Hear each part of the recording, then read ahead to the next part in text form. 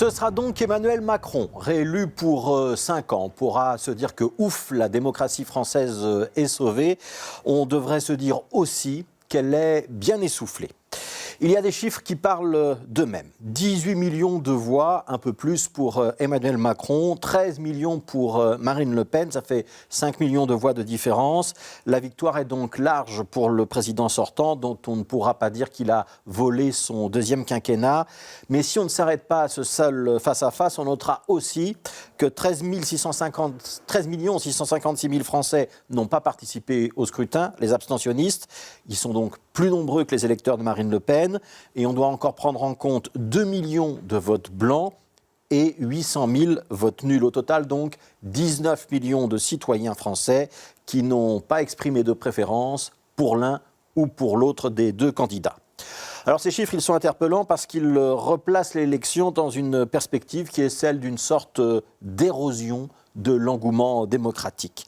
L'élection présidentielle, c'est pourtant une sorte de champ mère des élections françaises, parce que le président de la République concentre énormément de pouvoir à la fois sur la scène internationale et nationale, parce que le système de scrutin majoritaire à 2 tours a des allures de Champions League, un affrontement de personnalités fortes, une élimination en 2 temps.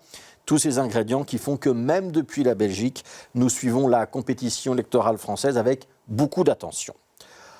Beaucoup d'attention, mais peut-être un peu moins de passion qu'avant. Parce qu'une fois la défaite de Marine Le Pen actée, il y avait ce matin, ce midi, comme une envie de tourner la page. Le monde continue d'avancer, passons à autre chose.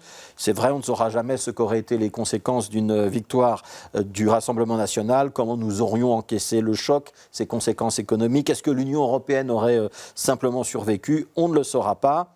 On souffle, on reprend nos activités. Tout ça a déjà un air de déjà-vu. Même la fête des partisans d'Emmanuel Macron hier soir au Champ de Mars sous la Tour Eiffel avait les tristes effluves d'un mauvais remake, d'un mauvais feuilleton. Quand la saison 1 s'achève de manière un peu poussive et qu'on se demande bien pourquoi il a fallu produire une saison 2. Vu de Bruxelles, on ne peut s'empêcher de penser que la politique française est en train de passer un peu à côté de son sujet. Et que devoir émettre un vote barrage tous les 5 ans finira par démotiver le plus civique des électeurs. Que ne pas pouvoir parler de réchauffement climatique, de désertification des campagnes, de déclassement social, d'autonomie alimentaire, de défense européenne, de manipulation des réseaux sociaux, etc., c'est quand même faire l'impasse sur les grandes questions du moment. Tout ne se résume pas à l'identité et à l'immigration, contrairement à ce que pensent certains candidats et visiblement certains responsables de rédaction. Alors redonner du souffle à la démocratie, ce sera l'un des grands travaux qu'on sera en droit d'attendre d'Emmanuel Macron pour les 5 années à venir. Et comme observer la France, c'est parfois voir la Belgique dans un miroir un petit peu déformé. On ne doit pas non plus faire l'économie d'une réflexion sur notre situation belge. Y a-t-il chez nous aussi une espèce de fracture politique? Est-ce que notre débat politique attire, passionne, intéresse le citoyen? Ces thèmes sont-ils toujours actuels? Quels sont les enjeux? Les jeunes participent-ils?